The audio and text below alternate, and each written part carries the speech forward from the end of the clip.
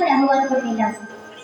তোমাকে একটু লক্ষ্য করো, 1486 সালে 1486 সালে এক ফাল্গুনী দোল পূর্ণিমা পিতা জগন্নাথ মিশ্র ও মাতা সতী দেবীর কোন আলো করে জন্মগ্রহণ করলেন নদিয়ার তাই এই কিছুদিন আগে আমরা দিনটা পেলে এলাম, তাই তো? সেই দিনটার নাম কি গো মা? সেই দিনটা আমরা কি নামে চিনি? ঠিক বলেছেন, একটু জোরে বলুন। দোল পূর্ণিমা। তা সকলে পালন করেছেন তো? হ্যাঁ কি না? আমার সাথে একটু কথা বলতে হবে, আমি একটু কম শুনি, একটু জোরে বলবেন কেমন? আমরা সকলেই পালন করেছি, সেটা হলো আমার গৌরাঙ্গ মহাপ্রভুর আবির্ভাব তিথি। এই গৌরাঙ্গ মহাপ্রভু আমার অবতীর্ণ হয়ে বুঝতে পারলেন, কি বুঝতে পারলেন?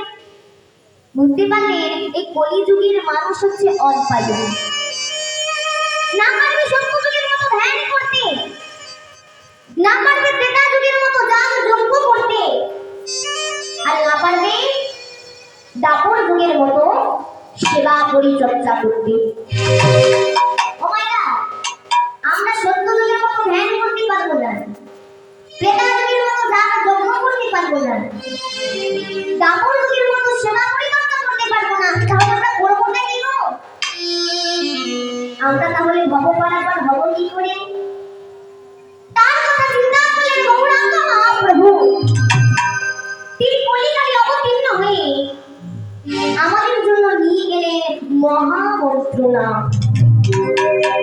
নাম নিয়ে এসে বলে বললেন, ওই কলি অবধি তোরা বদন ঘুরি একবার নাম বল, নাম ছাড়া কলিয়ে দিবে কোনো গতি নাই, কোনো গতি নাই, কোনো গতি নাই। হরে নাম আইবা, হরে নাম আইবা, হরে নাম আইবা কে বলা কলম নস্তি বনস্তি বনস্তি বন গতি রন্ধা। তাই কি বললেন জানেন মা? তাই আজ আমার গৌরাঙ্গ মহাপ্রভু 22 সঙ্গে নিয়ে খোলার করতাল সহযোগে গৌরাঙ্গ মহাপ্রভুর সবথেকে প্রিয় গান, সেই গানটি আজ দিয়ে গেলেন। কি গান তোমরা জানেন? কি গান? আজ গৌরাঙ্গ মহাপ্রভুর সবথেকে প্রিয় গান আমি গাইবো, আপনারা গাইবেন তো? হ্যাঁ না? কি নাম গাইছি জানো? 22 সঙ্গে নিয়ে ভগবতী কৃষ্ণ প্রভু শ্রী কৃষ্ণ লভো শ্রী কৃষ্ণ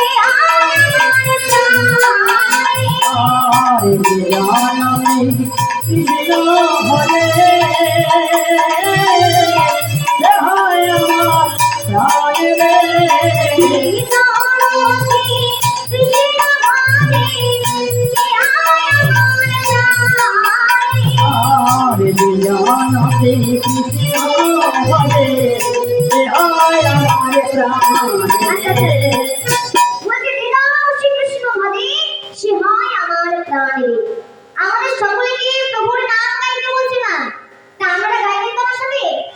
আমি বলবো আর আপনারা বলবেন, এই সম্প্রদায় কেউ গাইবে না, বলতে পারবেন তো? একটু বাহু তুলে শুধু পরে কোনো তালি দিয়া বলতে হবে, কেমন? আমি বলার পর সকলে মিলে বলবেন, ভজতে কৃষ্ণ কহো শ্রী কৃষ্ণ লহো শ্রী কৃষ্ণের নাম। সবাই মিলে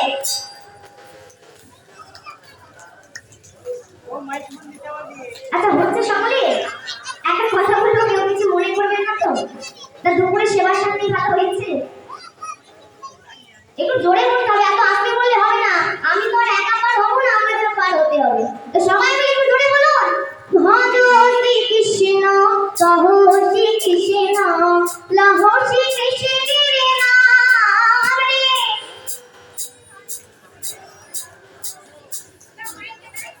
বাবারা কি বলবে না? যে গান শ্রী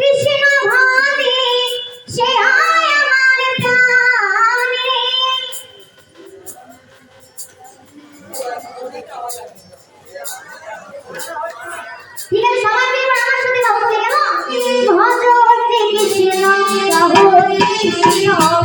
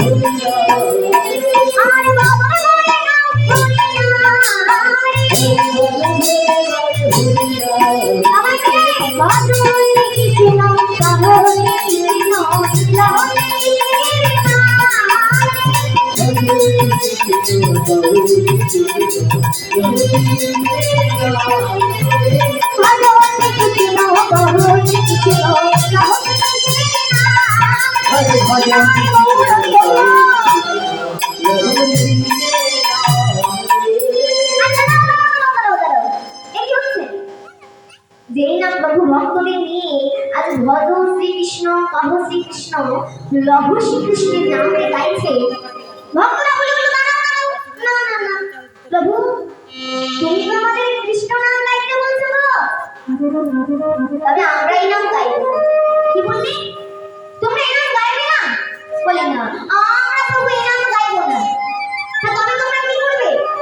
বলি আমরা এমন নাম গাইব যার মধ্যে রাধাও আছে আবার কৃষ্ণও আছে। প্রভু বলে বলল যার মধ্যে রাধাও আছে আবার কৃষ্ণও আছে, এমন আবার কি না? বাড়ি সহজবান বলে বলল গাইব প্রভু গাইব। বলে হ্যাঁ তাহলে তোমরা গাও, আমিও শুনি যে এমন নাম কি আছে। আর বাড়ি সহজবান সবাই মিলে ফুল করে তার সহযোগে গিয়ে উঠল। নাম দেখো ভজ গৌরাঙ্গ লহ গৌরাঙ্গ লহ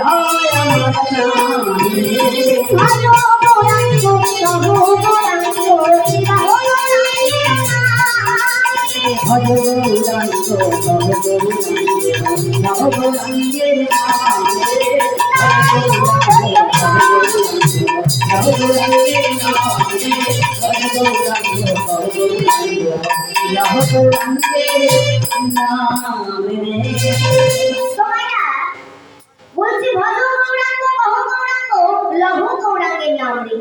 আমাদের গৌরাঙ্গ মহাপ্রভুর নাম নিতে বলছে, তবে যে সে গৌরাঙ্গের নাম নাই বা হয়তো এখানে অনেকের নাম গৌরাঙ্গ থাকতে পারে, আমাদের সম্প্রদায়ের একজনের নাম গৌরাঙ্গ, তবে কি তার নাম নিতে বলছে না? না কোন গৌরাঙ্গের নাম নিতে বলছে? না নদিয়া নগরে সত্যি নয় নরে উদয় হলেন গোরাচাঁদের বিদায় সেই গৌরাঙ্গের নাম নিতে বলছে আমাদের মা। একটু ভেবে দেখো, লঙ্কা থেকে যেমন ঝালটাকে আলাদা করা যায় না, চিনি থেকে যেমন মিষ্টিটাকে পৃথক করা যায় না, নিম পাতা থেকে যেমন তেঁতোটাকে পৃথক করা যায় না, তদ্রূপ গৌরাঙ্গ মহাপ্রভুর নাম থেকেও গৌরাঙ্গ মহাপ্রভুকে কোনোদিনও আলাদা করা যায় না। তাই তো বলেছে শাস্ত্রে, যেই নাম শ্রীকৃষ্ণ ভজ নিষ্ঠা করি নামের সহিত আছে আপন ঋষি।